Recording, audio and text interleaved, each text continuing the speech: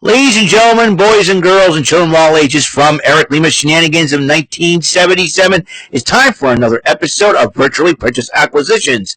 And here's the man that buys everything from Amazon, eBay, Etsy, or even Fanatics and Best Buy. A man who's a pretty good cyber shopper himself, Eric M. Lima. Thank you very much, Mr. Announcer, sir. Well, hello there, everyone. Welcome to yet another episode of Eric Lima Shenanigans, 1977, episode 2389. We're almost at 2,400 episodes, ladies and gentlemen. We're having so much fun here. It's unbelievably crazy, ladies and gentlemen. So, let's get right into it, shall we? And we're going to talk about a little bit about, I'm going to talk a little bit about, I think I want to get a chance to, I want to get the Evolution Event Center and the Tic-Tac-Toe episodes out of the way so I can talk about the Whalen City Festival, how it went before I got my another virtually purchase acquisitions coming in. I'll tell you what, I had a great time. It was pretty hot. You know, my face is a little bit on the reddened side, so there's that. Because I've been out in the sun. You watched the New England Gladiators. As you know, I put up their links on one of my previous videos to let you guys know where you can see them, where they're at, and everything else. It was a great show. I think we had one incident that happened at that wrestling show that I was a witness to. I'm not going to elaborate on what's going on in that situation, but it was taken care of already. It was taken care of like right away, so it was something that I don't need to worry about.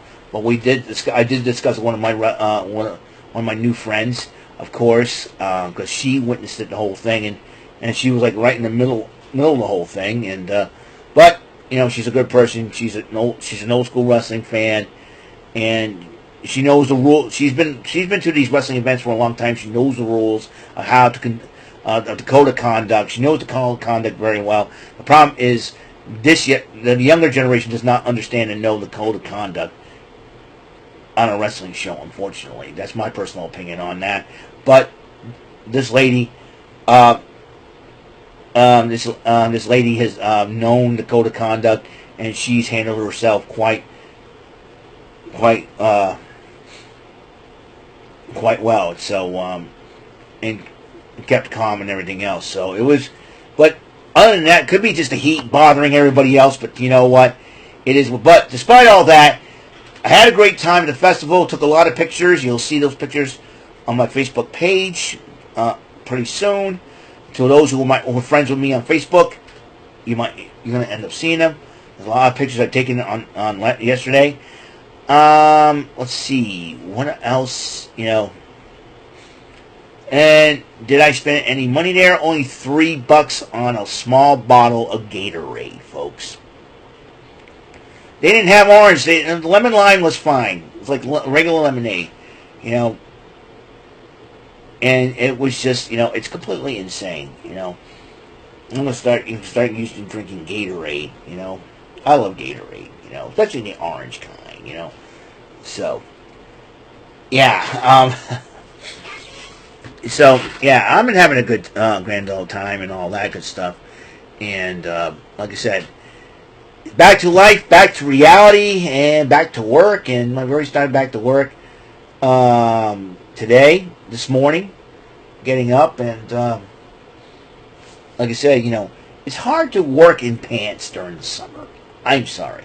It's so hard to work in pants during the summer. It's a good thing I had shorts on. Busted out the shorts and all that good stuff. Like I said, it's been a crazy week to the point where I had to upload all these videos late. Man, it sucks. All right. So, it's gonna be a short video because I want to make sure I make it to, because Buffers and Sofas is coming on in about 5 minutes, and so I have to join Romy in the. Well, I'm not gonna join Romy. I'm not gonna join the Buffers per se. I'm going to join the live chat, not on the panel, but on the live chat to see what them both boys going to be talking about. I know Austin makes his return after seeing the early screening of Superman. Some people say it's good. I know Chayton says it's good. Tom Willis says it's good. Hi, Tom, if you're watching this. And Lots of good stuff out there. Okay, so are we ready? Because speaking of movies, I think I have another movie here, and I want to make sure I would get it. So now, kids, here's a special ruling: never run with scissors. If you do, you're going to be in trouble. You're going to hurt somebody. Okay, and look at that. Uh-oh. All right. Uh-oh. All right. Oh, give me. Up. Looks like it's stuck on something. Okay. All right, and ooh! Look at this. Oh, holy mackerel. Oh, okay. Now, ladies and gentlemen, ladies and gentlemen, this is one of the movies I have not seen yet. But being a game show fan and the game show aficionado from back in the day, now I grew up watching all the classic game shows in the 70s and 80s, basically, like the Joker's Wild, like Tic Tac Toe that you seen an episode ago, and like you see Joker's Wild, Tic Tac Toe, and Bullseye in the 80s. You know, Bullseye came around the same time as Pac-Man. The arcade. Bullseye and Pac-Man. Pac-Man and Bullseye. Bullseye and Pac-Man. Unbelievable. What a combination, right? And I think at the time, video games were starting to be a huge thing, and I think John C. Mueller thought, let's get this set a futuristic type set. And that's what Bullseye was, you know. It's like, you know, give spinning a whole new different dimension, instead of like you pull on. It's not like The Price is Right or Wheel of Fortune where you grab a handle and spin the wheels and then let it slow down, you know. And it's like you hit a button to stop a board and it reveals what you got. But there was another game show like this but the difference kind of spinning is lights flashing all over the board, and you stop at either a money, a prize, or a mean devil. That would be Second Chance. All right. But Second Chance was a precursor to a hit 80s television show that this movie was based off of. And the game show that this movie that I got was based off of was Press Your Luck. Now, what was the name? Luckiest Man in America, ladies and gentlemen. Luckiest Man in America. Now, in May of 1984, an unemployed ice cream truck guy stepped on a game show, Press Your Luck, harboring a secret, the key to endless money. But his winning streak was threatened when the bewildered executives uncover his real motivations. I mean, Paul Walter Hauser and Walton Goggins, who, he played Peter DeMarkin. I don't know, Walton. We know Paul Walter Hauser looks like Michael Larson, but does Walter Goggins look like Peter DeMarkin to you? You know? I wonder what Peter DeMarco would think if he was still alive today. God rest his soul. Johnny Knoxville is also in this movie as well. And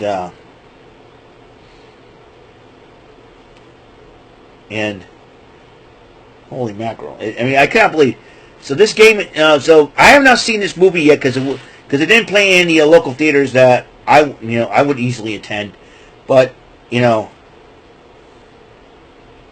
this was this was the movie based on a game show. I think this is the first time ever a movie based on a game show for quite a while, since 21, since that movie 21 quiz show, and Christopher McDonald played the Jack Barry character, so, and everything else in between. So that's it. That's what I got. Luckiest Man in America. Can't wait to see it. So, all about Press Your Luck. Big bucks, no whammies. I wonder if Paul Walter Hauser or Walton Goggins or both, anybody visited the new set of Press Your Luck. As you know, it just came back this past Thursday. So, got two movies. One movie I've seen in Queen of the Ring. The other movie I have not seen in Luckiest Man in America. I did watch Karate Kid Legends. definitely my next movie I want to get on DVD as well. So that is all the time that we have on this great episode of the show. Right now, Bofus is on. I'm going to be there a little bit late, boys. So I'll be coming in and hot and fresh, and I'll be uploading these videos later because I still have yet to put. I still have yet to do some thumbnails, folks, and I still have I done them? I have not done them yet. Hopefully, by the time you guys will see all these videos, they'll be uploaded for sure. So, I will see you guys later. You guys have a wonderful, blessed day. And until the next episode comes rolling around, Mr. Announcer, take us home. That is all for today's episode of the show. This is Mr. Announcer speaking for Eric Lima Shenanigans of 1977. A Big Beefy E and Do It for Bob Saget production, and in association with a Raving Bull for 3000 Telepictures and Distribution. Thank you for watching another episode of Eric Lima Shenanigans of 1977. See you later on the next episode of the show. Goodbye for now.